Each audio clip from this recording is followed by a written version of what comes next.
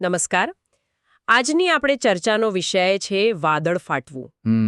અ, આ એક એવી કુદરતી ઘટના છે જે આપણે ચોમાસામાં સાંભળીએ છીએ, ખાસ કરીને પહાડી વિસ્તારોમાંથી જે સમાચાર આવે ને એમાં. અને એની સાથે ઘણીવાર ભારે તારાજીની વાતો જોડાયેલી હોય છે. આજે આપણી પાસે એક લેખના કેટલાક અંશો છે જેનું શીર્ષક છે વાદળ ફાટવું, કુદરતનો તાંડવ અને બચાવ. તો એના આધારે આપણે સમજવાનો પ્રયત્ન કરીશું કે આ ઘટના ખરેખર શું છે, કેવી રીતે બને છે, એની અસરો કેવી હોય છે અને અને શું આપણે એનાથી બચવા માટે કંઈક કરી શકીએ. ચાલો આ કુદરતી પ્રકોપને જરા ઊંડાણપૂર્વક સમજીએ. હા, અને આ વિષય ખરેખર સમજવા જેવો છે, કારણ કે વાદળ ફાટવું આ શબ્દ સાંભળીને ઘણા લોકો એમ જ સમજે કે બસ બહુ ભારે વરસાદ, પણ એવું નથી. એની તીવ્રતા, એનું પીનું ભૌગોલિક જોડાણ અને એની અચાનક ત્રાટકમાંની રીત, એ બધું એને સામાન્ય મુશળધાર વરસાદથી સાવ અલગ પાડે છે. એને સમજવું ખૂબ જરૂરી છે એની વિનાશકતાને કારણે. બરાબર. તો ચાલો શરૂઆત ત્યાંથી જ કરીએ કે વિજ્ઞાન શું કહે છે. વાદળ ફાટવું એટલે ખરેખર શું? આપણા સ્ત્રોતમાં બહુ સરળ રીતે સમજાવ્યું છે કે કોઈ એક નાનો મર્યાદિત વિસ્તાર હોય, ત્યાં અચાનક અતિશય ઝડપથી અને ખૂબ ભારે માત્રામાં વરસાદ પડે. જાણે એવું લાગે કે થોડી જ મિનિટોમાં આખું વાદળ, એનું બધું પાણી એક જ જગ્યાએ વરસી ગયું. હા, એ જ. જાણે નળ ખુલ્લો મૂકી દીધો હોય એમ. અને માત્રાની રીતે જોઈએ તો એટલે કેટલો વરસાદ? લેખ કહે છે કે હવામાન વિજ્ઞાન મુજબ જો કોઈ એક જગ્યાએ એક કલાકમાં 100 મિલીમીટર એટલે લગભગ 4 ઇંચ જેટલો કે એનાથી વધુ વરસાદ નોંધાય તો એને વાદળ ફાટવાની ઘટના ગણવામાં આવે છે. બરાબર, 100 મિલીમીટર પ્રતિ કલાક. આ તો સામાન્ય ભારે વરસાદ કરતાં ઘણું જ વધારે કહેવાય. અને લેખ એ પણ કહે છે કે આવી ઘટનાઓ સપાટ મેદાનોમાં ઓછી પણ પર્વતીય વિસ્તારોમાં વધારે જોવા મળે છે. આ વાત રસપ્રદ છે. હા, તમે જે બે મુદ્દા કહ્યા, સ્થાનિકતા અને તીવ્રતા, એ જ આ ઘટનાના મુખ્ય લક્ષણો છે. વિચારો કે મોટા વિસ્તારમાં ફેલાઈને વરસવાને બદલે એટલું જ પાણી જાણે એક સાંકડી ધાર બનીને એક નાનકડા વિસ્તાર પર તૂટી પડે. આટલું બધું પાણી આટલી ઝડપથી આટલા ઓછા સમયમાં જમીન એને શોષી જ ના શકે. એટલે જ એની અસર ભયાનક હોય છે. અને તમે પર્વતીય ભૂગોળની વાત કરી, એ બહુ મહત્વનું છે. એનો શું રોલ છે એ સમજવું પડે. હા, એ જ મારો પ્રશ્ન હતો. મને હંમેશા થાય કે પર્વતો આટલા ભયંકર વરસાદનું કારણ કઈ રીતે બને. આપણે તો પર્વતોને સ્થિરતા સાથે જોડીએ, પણ અહીં તો એ વિનાશક ઘટના સાથે જોડાયેલા છે. લેખ શું કહે છે આ વિશે? વાદળ ખરેખર ફાટે છે કઈ રીતે? કોઈ ફુગ્ગા જેવું છે? ના, ફુગ્ગા જેવું તો નહીં, પણ પ્રક્રિયા સમજવા જેમી છે. હા, લેખમાં જે સમજાવ્યું છે એ મુજબ પ્રક્રિયા કંઈક આવી છે. જ્યારે ભેજથી ભરેલી ગરમ હવા અથવા તો વાદળો પર્વતો તરફ આગળ વધે, ત્યારે પર્વત શું કરે? એ અવરોધ બને. એટલે હવા કે વાદળ પર્વત સાથે ટકરાઈ ને ઉપરની તરફ ધકેલાય છે. બરાબર, ઉપર ચડવા માંડે. અને જેમ જેમ આ હવા ઝડપથી ઊંચે જાય, તેમ એ ઠંડી પડતી જાય, કારણ કે ઊંચાઈ પર તાપમાન નીચું હોય છે. સાચી વાત.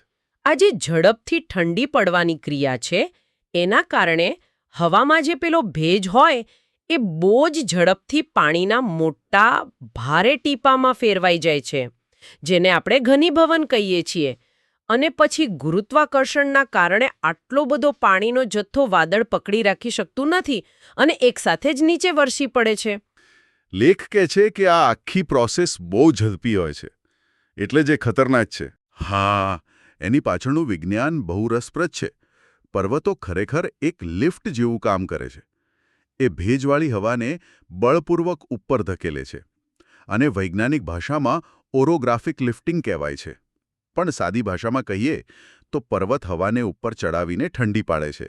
અને જેટલી ઝડપથી હવા ઉપર જાય, એટલી ઝડપથી ઠંડી પડે અને એટલી ઝડપથી ભેજ પાણીમાં ફેરવાય. હવે બીજું શું થાય છે ખબર છે? પર્વતીય ઢોળાવને કારણે ઘણીવાર વાદળો કોઈ ચોક્કસ ખીણ કે નાના વિસ્તારમાં જાણે ફસાઈ જાય છે. એટલે આ બધો જ પાણીનો જથ્થો ત્યાં જ કેન્દ્રિત થઈ જાય. જો સપાટ મેદાન હોય તો વાદળો આમ ફેલાઈ જાય, પણ પર્વતોમાં પેલી ભૌગોલિક રચના એને એક જગ્યાએ ભેગા થવા મજબૂર કરે છે. ઓહ, એટલે એમ. હા, આ જ કારણ છે કે હિમાલય જેવી ઊંચી પર્વતમાળાઓ છે એ પ્રદેશોમાં વાદળ ફાટવાની ઘટનાઓ વધારે બને છે. ઘટનાની જે અચાનકતા અને તીવ્રતા છે ને એની પાછળ આ ભૌગોલિક પરિબળનો મોટો હાથ છે.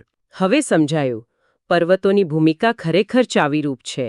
હવાને ઉપર લઈ જવી, ફટાફટ ઠંડી પાડવી અને પછી પાણીને એક નાની જગ્યાએ કેન્દ્રિત કરવું. હવે વાત કરીએ એના સૌથી ચિંતાજનક પાસાની, એટલે કે તેની અસરો. લેખમાં જે વર્ણન છે એ વાંચીને જ ડર લાગે. સૌથી પહેલી અને સીધી અસર તો એ છે કે અચાનક પૂર આવે, જેને આપણે ફ્લેશ ફ્લડ કહીએ છીએ. પર્વતીય વિસ્તારોમાં નદી નાળા સામાન્ય રીતે સાંકડા હોય.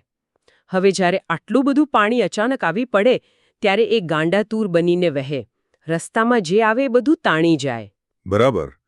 એ પાણીનો વેગ ભયંકર હોય છે. પછી પલળેલી માટી ઢીલી પડે એટલે મોટા પાયે ભૂસ્ખલન થાય. આખાને આખા પહાડ ધસી પડે.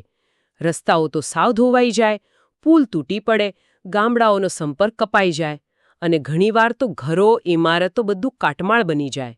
અને સૌથી દુઃખદ વાત, આ બધામાં માણસો અને પશુઓનું ભારે નુકસાન થાય છે. હા, જાનમાલનું નુકસાન. લેખમાં ભારતના હિમાલયન રાજ્યોનો ખાસ ઉલ્લેખ છે, જેમ કે હિમાચલ પ્રદેશ, ઉત્તરાખંડ, જમ્મુ અને કાશ્મીર. ત્યાં લગભગ દર વર્ષે ચોમાસામાં આવી ઘટનાઓ બને જ છે. લેખ એ પણ કહે છે કે કદાચ ક્લાઇમેટ ચેન્જને કારણે હોય, પણ છેલ્લા કેટલાક વર્ષોમાં આવી ઘટનાઓની તીવ્રતા અને સંખ્યા બંને વધતી હોય એવું લાગે છે. એટલે નુકસાન પણ વધી રહ્યું છે. આપણે ટીવી પર એના દ્રશ્યો જોઈએ જ છીએ. અને એ અસરોની ગંભીરતા એટલે વધારે છે કારણ કે આ બધું બહુ ઝડપથી થાય છે. તમે વિચાર કરો, થોડી મિનિટોનો વરસાદ અને તરત જ પૂર અને ભૂસ્ખલન ચાલુ. લોકોને ભાગ્યે જ સમય મળે છે સલામત જગ્યાએ જવાનો. આ જે અચાનકતા છે ને એ જ એને વધારે ઘાતક બનાવે છે. સાચી વાત છે. સમય જ નથી મળતો. બીજું, પર્વતીય વિસ્તારોમાં ઇન્ફ્રાસ્ટ્રક્ચર એટલે કે રસ્તા, મકાનો એ બધું મેદાની વિસ્તારો જેટલું મજબૂત ના પણ હોય. રસ્તા સાંકડા, ઢોળાવવાળા હોય. ઘણીવાર લોકોએ નદી કિનારે કે અસ્થિર ઢોળાવ પર જ ઘર બાંધ્યા હોય.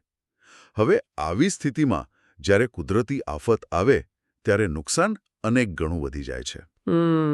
અને પાછું સંદેશાવ્યવહાર બંધ થઈ જાય એટલે બચાવ કામગીરી પણ મુશ્કેલ બને. એ વિસ્તારની નબળાઈઓ ત્યારે ખુલ્લી પડી જાય છે. બરાબર. પરિસ્થિતિની ગંભીરતા જોતા એ સવાલ થાય કે શું આપણે કંઈ કરી શકીએ? બચાવ અને સાવચેતી માટે કોઈ ઉપાય છે? લેખમાં કેટલીક વ્યવહારુ સલાહો આપી છે. કદાચ એનાથી થોડી મદદ મળે. પહેલું અને સૌથી અગત્યનું સૂચન છે હવામાન પર સતત નજર રાખવી. ખાસ કરીને જો પર્વતીય વિસ્તારમાં રહેતા હોઈએ અથવા ચોમાસામાં ત્યાં જવાનો પ્લાન હોય તો હવામાન ખાતાની આગાહીઓ, ચેતવણીઓ એ બધું નિયમિત જોતા રહેવું જોઈએ. હા, એ તો પાયાની વાત છે. બીજું, જ્યારે જોખમ વધારે હોય, જેમ કે ભારે વરસાદની આગાહી હોય, ત્યારે પર્વતીય વિસ્તારોમાં બિનજરૂરી મુસાફરી કરવાનું ટાળવું જોઈએ. એ વધુ સલામત છે. બિલકુલ. ત્રીજું, અને આ બહુ મહત્વનું છે, કે નદી, નાળા, ઝરણા કે પાણીના જે કુદરતી વહેણ હોય એની બિલકુલ નજીક ક્યારેય રહેઠાણ ન બનાવવું, કે ત્યાં રોકાવું પણ નહીં, ભલે પછી એ કાયમી ઘર હોય કે મુસાફરી વખતે લગાવેલો ટેન્ટ હોય. પાણીનું સ્તર સેકન્ડોમાં વધી શકે છે. સાચી વાત. એ જોખમી છે. અને ચોથું, સ્થાનિક તંત્ર એટલે કે સરકારી તંત્ર તરફથી કોઈ ચેતવણી કે સૂચના આપવામાં આવે તો એને ગંભીરતાથી લેવી અને તેનું પાલન કરવું. ઘણીવાર લોકો આવી ચેતવણીઓ ધ્યાનમાં નથી લેતા અને પછી મુશ્કેલીમાં મુકાય છે.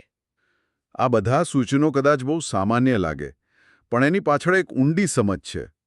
જુઓ, વાદળ ફાટવું એક કુદરતી ઘટના છે. એને આપણે રોકી શકવાના નથી. એ પૃથ્વીની સિસ્ટમનો એક ભાગ છે. પણ આ સાવચેતીઓ રાખીને આપણે એનાથી જે નુકસાન થાય છે એને ચોક્કસપણે ઘટાડી શકીએ છીએ. આને ખાલી નિયમો તરીકે નહીં, પણ જોખમ ઘટાડવાની એટલે કે રિસ્ક મેનેજમેન્ટની એક રીત તરીકે જોવા જોઈએ. બરાબર. અને આ પ્રકારની માહિતી એવા શ્રોતાઓ માટે ખરેખર ઉપયોગી છે જેઓ માત્ર જાણવા ખાતર નથી સાંભળતા, પણ કંઈક વ્યવહારુ શીખીને પોતાની અને બીજાની સુરક્ષા માટે સજાગ રહેવા માંગે છે. છેવટે તો તૈયારી, જાગૃતિ અને યોગ્ય સમયે લીધેલું પગલું એ જ આવી આફતો સામે આપણી સૌથી મોટી ઢાલ છે. જાણકારી હશે તો બચી શકાશે. ચોક્કસપણે. તો આજની ચર્ચાનો સારાંશ જોઈએ તો આપણે સમજ્યા કે વાદળ ફાટવું એટલે કોઈ નાના વિસ્તારમાં ખૂબ ટૂંકા સમયમાં અત્યંત ભારે વરસાદ 1 કલાકમાં 100 મિલીમીટરથી વધુ. આ મુખ્યત્વે પર્વતીય વિસ્તારોમાં થાય છે, કારણ કે ત્યાં પહાડો ભેજવાળી હવાને ઉપર ધકેલે, એ ઝડપથી ઠંડી પડે અને પરિણામે પાણીનો મોટો જથ્થો એકસાથે નીચે વરસે. બરાબર. એની અસરો ખૂબ ગંભીર હોય છે, મુખ્યત્વે અચાનક પૂર અને ભૂસ્ખલન, જેનાથી ભારે જાનમાલનું નુકસાન થાય છે. પણ આપણે હવામાનની આગાહી પર ધ્યાન રાખીને, જોખમી જગ્યાએ અને સમયે મુસાફરી ટાળીને, પાણીના સ્ત્રોતથી દૂર રહીને અને સરકારી ચેતવણીઓ માનીને એના જોખમને ઘટાડી શકીએ છીએ. લેખનો મુખ્ય સંદેશ પણ એ જ છે કે આ કુદરતની એક શક્તિશાળી ઘટના છે. આપણે એને રોકી નહીં શકીએ, પણ એના વિશે જાગૃત રહીને, સાવચેતી રાખીને આપણે એની સાથે જીવતા શીખી શકીએ છીએ. કુદરતનો આદર કરવો અને એની શક્તિને સમજવી એ આપણા માટે જરૂરી છે. અને આ આખી વાત પરથી એક બહુ મહત્વનો સવાલ મનમાં આવે છે, જેના પર કદાચ આપણે બધાએ વિચારવું જોઈએ.